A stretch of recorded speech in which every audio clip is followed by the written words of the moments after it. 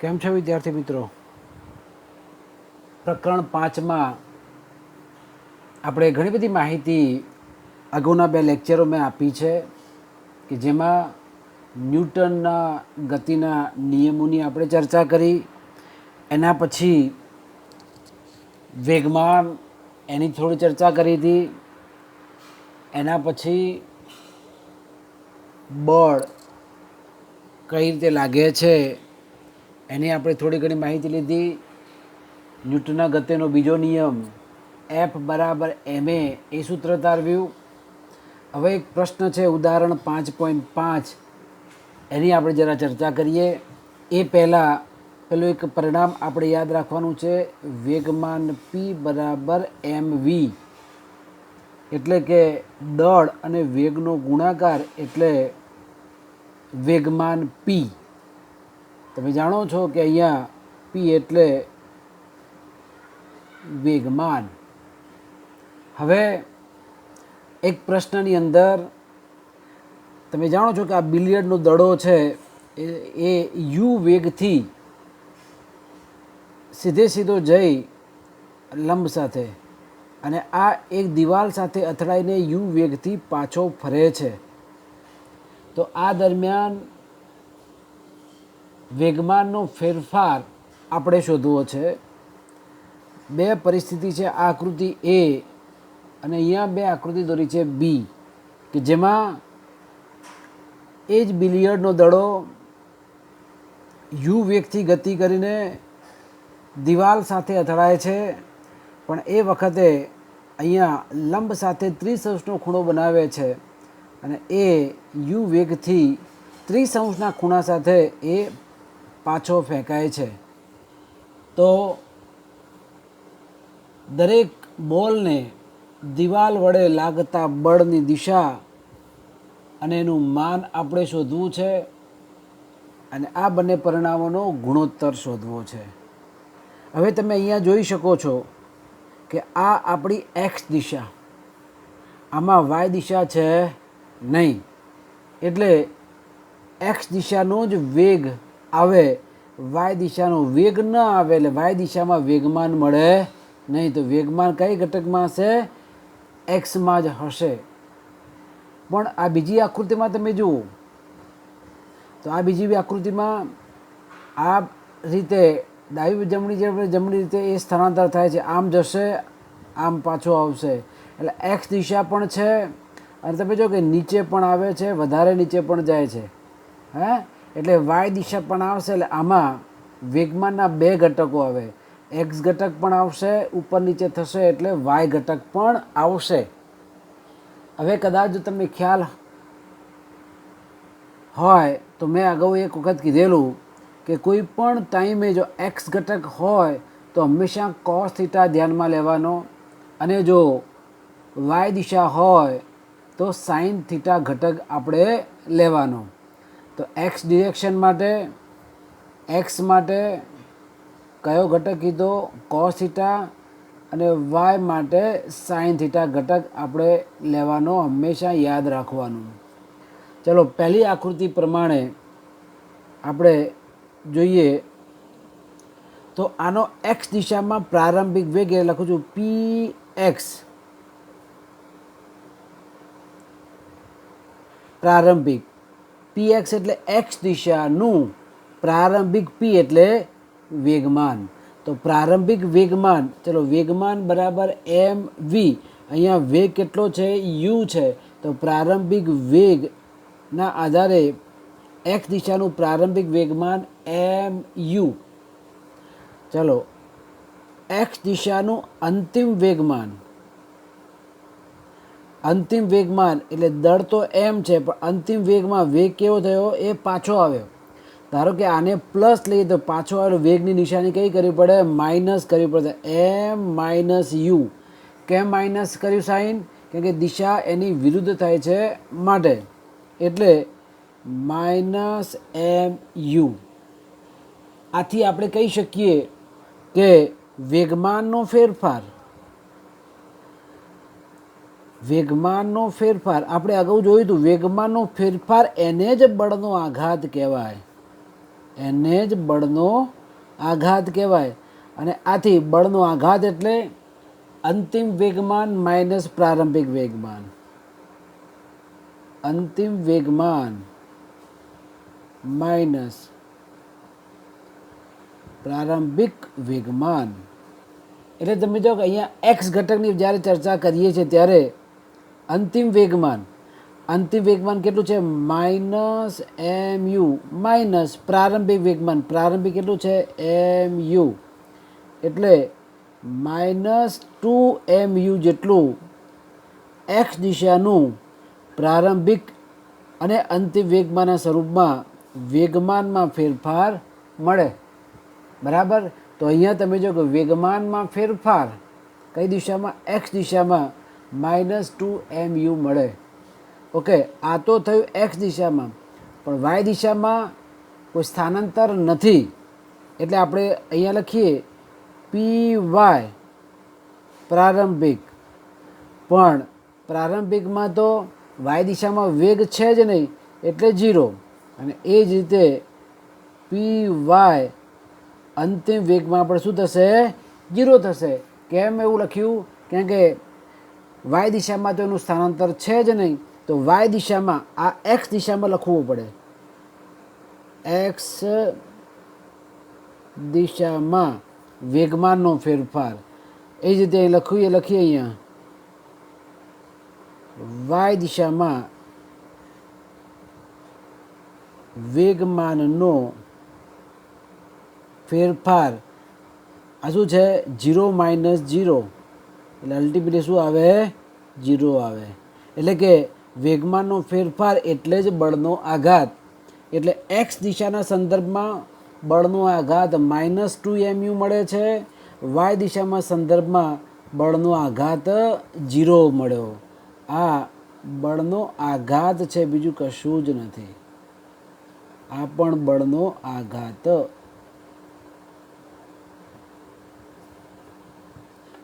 પરિણામ નંબર 1. પરિણામ નંબર 2. હવે આપણે જોઈએ બીજી આકૃતિ. તો આ બીજી આકૃતિમાં તો એમાં એક્સ દિશામાં બીજી આકૃતિ માટે પી ઓફ એક્સ પ્રારંભિક બરાબર. હવે તમે જુઓ, અહીંથી આ બાજુ જાય છે પ્રારંભિકમાં, બરાબર. તો આ દિશા આપણે ધારો કે ધન લઈએ છીએ ત્યારે એમ વેગ કેટલો છે? યુ. પણ મેં કીધું એક્સ ઘટક માટે કયો લેવાનો? કોસ થીટા લેવો પડશે. એટલે એમ યુ કોસ થીટા. પણ અહીંયા થીટામાં ખૂણો કેટલો છે? 30 છે. એટલે આપણે અહીંયા લખીએ એમ યુ કોસ 30. બરાબર. ચલો હવે એ જ રીતે પી એક્સ અંતિમ બરાબર એમ. અહીંયા વેગની દિશા બદલાઈ ગઈ અને એ વેગની દિશા બદલાતા એમ -u cos 30. એટલે કે -mu cos 30 ઘટક આપણને મળે. આથી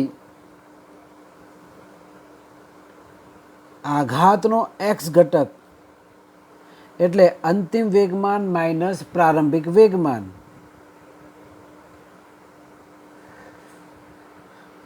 અંતિમ વેગમાન માઇનસ પ્રારંભિક વેગમાન. અંતિમ વેગમાન કેટલું હતું? -mu cos 30. -mu cos 30 minus પ્રારંભિક કેટલું હતું? mu cos 30. એટલે અહીંયા mu cos 30 mu cos 30 બે વખત છે. એટલે -2mu cos 30 આપણને મળે. હવે cos 30ની કિંમત √3/2 છે. એટલે -2mu √3/2. આ 2 કેન્સલ. એટલે માઇનસ √3mu આપણે લખી શકીએ. આ થયો એક્સ ઘટક. હવે એ જ રીતે પી વાય દિશાનો ઘટક. એ જ રીતે પી વાય પ્રારંભિક બરાબર. હવે તમે જો અહીંયા વાય દિશા માટે કયો ઘટક લેવાનો? Sine theta. પણ આ કઈ તરફ આવે છે? નીચે તરફ જ આવે છે, અને આ પણ નીચે તરફ. તો નીચે તરફ આ એમાક્સ પ્રમાણે નીચે તરફ આ વાય કેવું હોય? ઋણ આવે. ઉપર જતું હોય તો ધન આવે. તો અહીંયા આપણે માઇનસ ઘટક લેવો પડે. એટલે માઇનસ, બરાબર ને, એમ યુ, પણ ઘટક ખૂણો આવશે સાઇન 30. પછી પી વાય અંતિમ, એમાં પણ અંતિમમાં પણ આ ક્યાં આવે છે? નીચે જ આવે છે. આ પણ નીચે આવે છે, એટલે ત્યાં પણ માઇનસ એમ યુ સાઇન 30 મળે. ધેરફોર ઉપર જેમ જોયું આઘાતનો એક્સ ઘટક, એવી જ રીતે આઘાતનો વાય ઘટક એટલે અંતિમ વેગમાન માઇનસ પ્રારંભિક વેગમાન. અંતિમ વેગમાન માઇનસ પ્રારંભિક વેગમાન. એટલે તમે જુઓ કે અહીંયા આ કેટલું છે અંતર? Minus M U sine 30. આ માઇનસ, આ minus, minus minus plus M U sine 30. તમે જુઓ કે M U sine 30 minus M U sine 30 બંને ઉડી ગયું. તો શું જવાબ મળે? 0 મળ્યો. તો આ રીતે બીજું જે સમીકરણ, બીજી જે આકૃતિ દોરી હતી, અને આ બીજી આકૃતિના આધારે બે પરિણામ મળ્યા. એક્સ દિશા માટે આઘાત √3mu મળ્યો, અને એનો વાય ઘટક છે એ વાય ઘટક આપણને 0 મળ્યો. બરાબર? ઓકે. હવે અહીંયા આઘાત છે, આઘાત લંબ તરફ લાગે છે, અને પરિણામી આઘાત છે એ ક્યાં લાગે છે? અહીંયા દિવાલ તરફ. આ બાજુ આપણે ધન દિશા લઈએ તો એ ધન દિશા જ આપણને મળે. પછી એ પણ કીધું છે કે બંને કિસ્સામાં આનો અને આનો ગુણોત્તર શોધો. બરાબર? અને એ ગુણોત્તર જ્યારે શોધવાનો આવે ત્યારે આ ઉપર છે 2mu છેદમાં √3mu. બરાબર?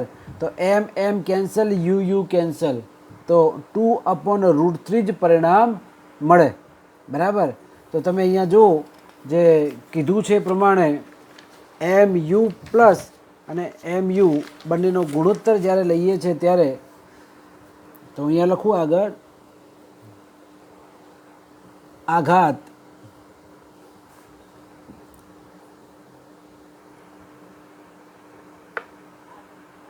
એ આકૃતિ પરથી આઘાત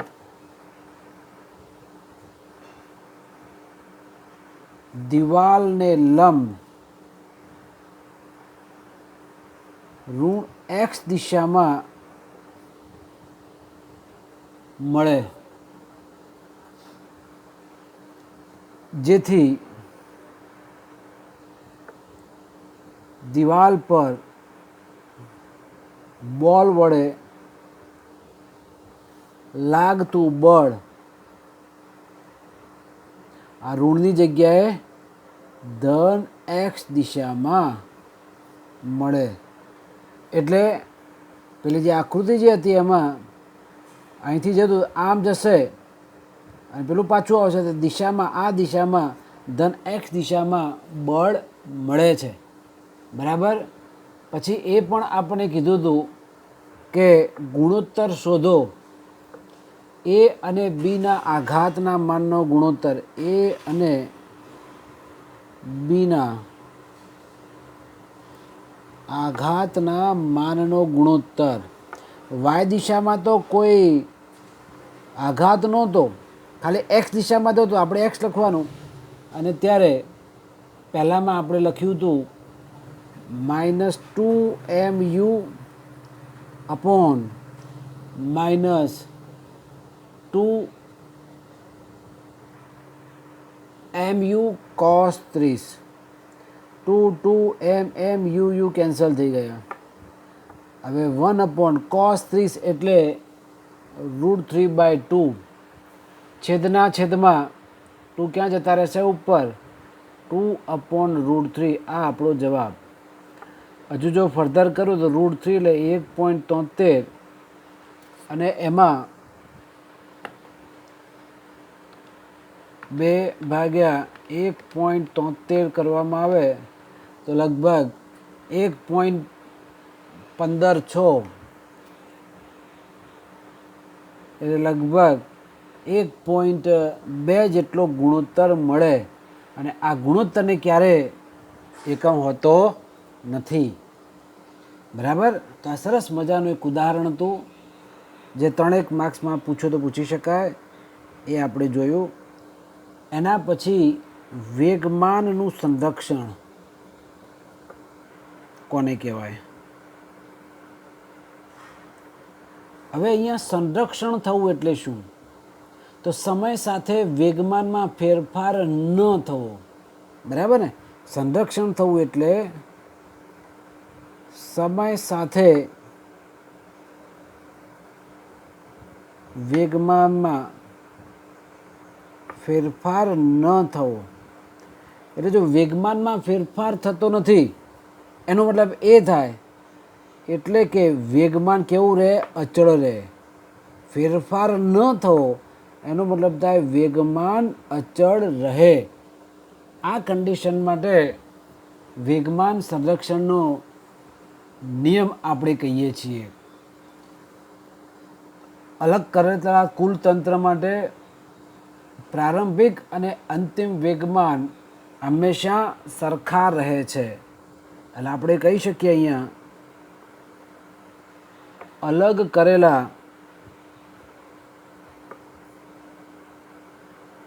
તંત્ર માટે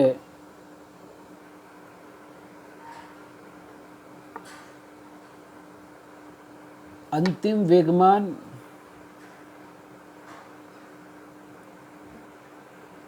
અને પ્રારંભિક વેગમાન હંમેશા સરખા હોય છે. આવો વેગમાન સંરક્ષણનો નિયમ આપણે અહીંયા કરી શકીએ.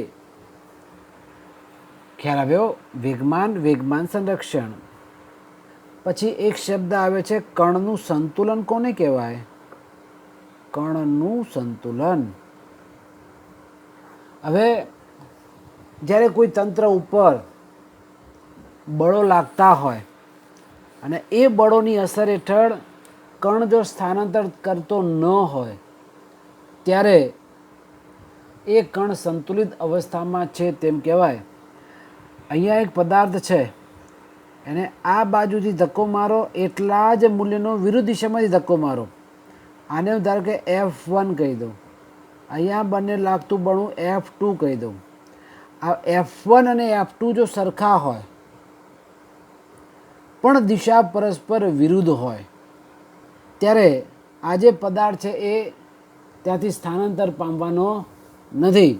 ત્યારે આ કણ છે એ કણ સંતુલન અવસ્થામાં છે એમ આપણે કહી શકીએ. બરાબર? ઓકે. બીજી એક આકૃતિ જોઈએ તો આ રીતે અહીંયા કોઈ બળ વાપરે છે F1, આ દિશામાં કોઈ ખેંચે, 3 જણા છે. બીજું બળ F2 આ દિશામાં છે અને ત્રીજું છે એ આ બાજુ ખેંચે છે. છતાં અહીંયા આ કણ ઉપર પરિણામી અસર જો 0 થતી હોય, F2, F1 અને F3 અને એ સંદર્ભમાં ત્રણેય ઘટકો માટે જો F1 plus F2 plus F3 બરાબર 0 થતું હોય એટલે કે ત્રણેય બળોનો સદિશ સરવાળો, ત્રણેય બળોનો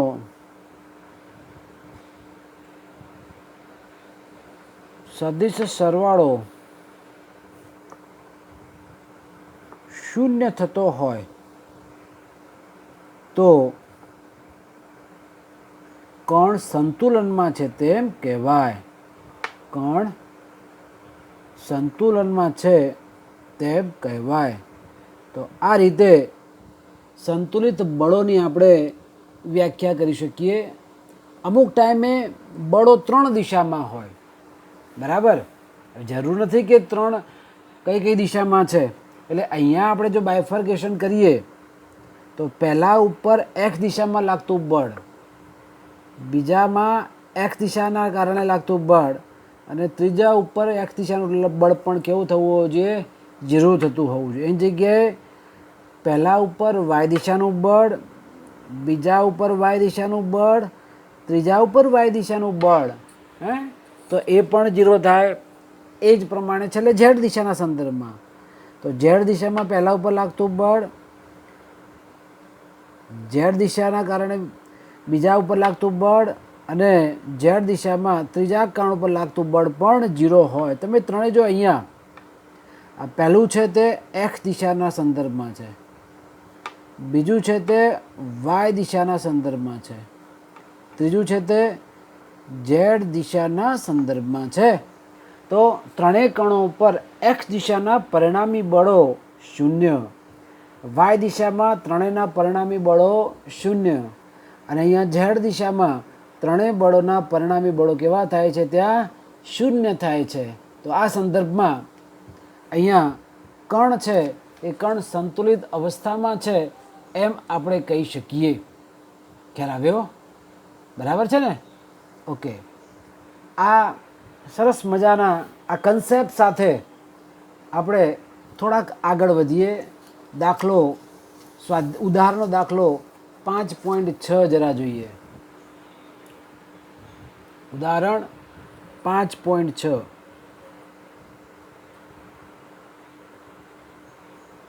હવે ઉદાહરણ 5.6 ની અંદર એક આકૃતિ કે જેમાં આ એક દ્રઢ આધાર, આવું કરું એટલે તમારે સમજી જવાનું કે આ આધાર દ્રઢ છે, ચલિત નથી.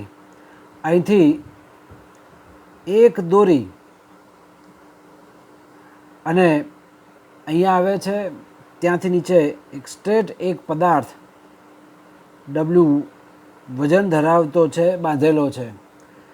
વચ્ચેથી પકડીને આ બાજુ 50 ન્યૂટન જેટલા બળથી ખેંચવામાં આવે છે. પહેલાં એકદમ સ્ટ્રેટ હતું, સમજો તમે.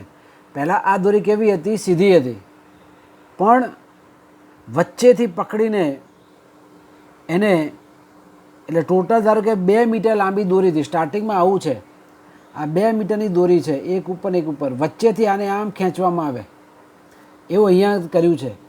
આ 1 મીટર, આ 1 મીટર, વચ્ચે કેટલા બળથી ખેંચવામાં આવ્યું છે, 50 ન્યૂટનથી ખેંચવામાં આવ્યું છે. તો આકૃતિમાં છે કે 6 કેજી દળને છતથી, તો આનું દળ આપેલું છે 6 કેજી. તો વજન બળ કેટલું લાગે? તો અહીંયા તમે જો કે દળ M બરાબર 6 કેજી, ગુરુત્વ પ્રવેગ G 10 મીટર પર સેકન્ડ સ્ક્વેર લો તો વજન બળ W કેટલું થશે? W બરાબર mg, M 6 ગુણ્યા 10 એટલે 60 ન્યૂટન. એટલે નીચે તરફ 60 ન્યૂટન તરફ આ જે 6 કિલોનું જે દળ છે એના કારણે નીચે તરફ વજન બળ કેટલું લાગે? 60 ન્યૂટન બળ લાગે. હવે સમજો, આ નીચે તરફ આમ ખેંચાણ લાગે તો ઉર્ધ્વ દિશામાં અહીંયા દોરીમાં તણાવ ઉત્પન્ન થાય, અને એ તણાવને આપણે કહીશું T2. કેટલો તણાવ લખ્યો અહીંયા? T2. ચલો હવે આ બાજુ કેટલું બળ વાપર્યું આપણે? 50 ન્યૂટનથી આમ ખેંચે છે, અને આને ધારો કે સ્ટેટમાં વિચારી લો. તો અહીંયા આ ધારો કે કોઈ ખૂણો થાય છે થીટા, તો આને આ બાજુ ખેંચીએ છીએ તો આ બાજુ દોરીમાં પણ અહીંયા તણાવ મળે, એ તણાવને આપણે T1 કહીએ. તમે જુઓ કે અહીંથી આ બાજુમાં લાગતું ખેંચાણ બળ એટલે કે તણાવ કહેવાય. અહીંથી આ બાજુ તણાવ T1 ઉપર તરફ, આ ખૂણો થીટા આપેલો છે, બરાબર. અને નીચે તરફ આ વજન બળને કારણે તણાવ ઉપર તરફ લાગે છે, T2 જેટલું લાગે છે. ત્યારે રકમ હું વાંચું છું, 6 કેજી આનું દળ આપેલું છે, M બરાબર 6 કેજી, એટલે વજન બળ કેટલું થયું? 60 ન્યૂટન થાય. આ રીતે ખ્યાલ આવી ગયો? છતથી 2 મીટર, ટોટલ લંબાઈ કેટલી છે? 2 મીટર. 50 ન્યૂટનનું બળ સમક્ષિતિજ દિશામાં આ દિશામાં લગાડ્યું તો સંતુલન સ્થિતિમાં દોરડું કેટલો કોણ બનાવશે તો આ ખૂણો કેટલો છે એ ખૂણો આપણે શોધવો છે. જી 10 મીટર પ્રતિ સેકન્ડ સ્ક્વેર લેવાનું છે એવી અહીંયા કન્ડિશન આપેલી છે. જો આકૃતિ આપણે જો સમતલના સંદર્ભમાં જો વિચારતા હોઈએ તો તમે જુઓ કે આ તણાવ બળ T2 ઉપર તરફ લાગે છે. આ સંતુલિત અવસ્થામાં હમણાં મેં તમે કીધું કે આ એક પદાર્થ છે, બે બાજુ સરખું બળ લાગો અને જો એનું સ્થળાંતર ન થતું તો બંને બળો કેવા છે? સરખા ને પરસ્પર વિરુદ્ધ દિશામાં છે. એમ અહીંયા આ પદાર્થ સંતુલિત અવસ્થામાં છે તો T2 ને 60 ન્યૂટન આ બંને કેવા હોય? એક સરખા હોય. તો લખવું જોઈએ અહીંયા સંતુલિત અવસ્થા માટે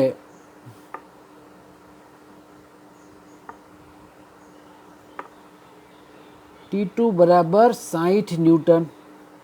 બરાબર, તો આ T2 અને આ 60 ન્યૂટન કેવું હોય? સરખું હોય. હવે અહીંયા તમે વિચારો, આ બળ આ બાજુ ખેંચે છે ને આ બાજુ. ઓકે, આને શિરોલંબ સાથે કેટલો ખૂણો બનાવે છે? થીટા જેટલો ખૂણો બનાવે છે. અને એ સંજોગોમાં આ P બિંદુ જે હોવાનું એ ત્રણ બળો વચ્ચે સંતુલિત અવસ્થામાં છે એમ કહી શકાય. આ વચ્ચેનું બિંદુ એટલે આપણે કહીએ P.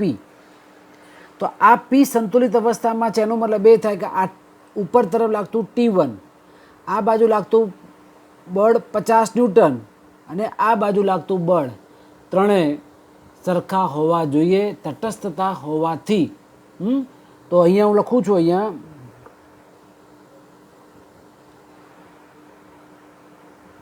P બિંદુ પર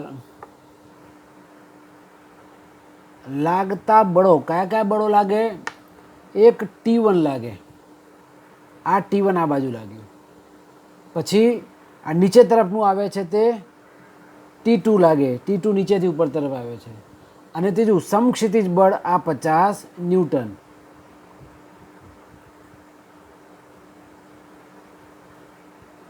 સમક્ષિતિજ બળ કેટલું આપેલું છે? 50 ન્યૂટન આપેલું છે.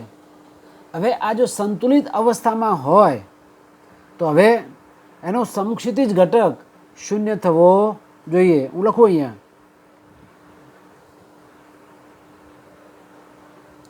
સંતુલિત માટે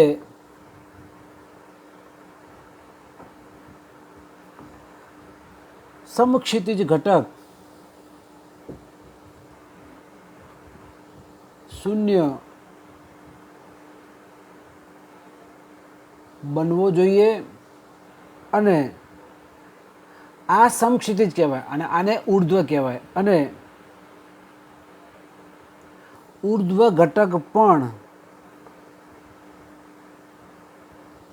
અલગથી 0 થવો જોઈએ. ચલો હવે આ T1 નો આ ઘટક કેવો કહેવાય? ઉર્ધ્વ ઘટક છે ને. તો આ ઘટક એટલે T1 cos થીટા. કયો ઘટક આવે? T1 cos થીટા બરાબર નીચેથી કેટલું આવે છે? T2. બરાબર, ઓકે. આ T2 નું મૂલ્ય કેટલું છે? 60 ન્યૂટન આપણે લખ્યું છે. આ T2. હવે જો આ સંતુલિત અવસ્થામાં છે તો ઉપર અને નીચે કેવું હોય? એક સરખું હોય. તો પણ નીચેનું કેટલું છે આપણું? T2 એટલે કેટલું છે? 60 ન્યૂટન. એટલે કે T1 cos થીટા બરાબર 60. બરાબર, ઓકે. હવે આ ઘટક તમે જુઓ T1 sin થીટા. તો આ T1 sin થીટા આ કેટલું છે? 50 ન્યૂટન છે. ફરી એક વખત તમે જુઓ, આ ઉપર અને નીચે આ cos થીટા અને આ કયો આવે? sin થીટા આવે. આ y ઘટક થયો. બરાબર, અને એ કન્ડિશનની અંદર આ પહેલાં T1 cos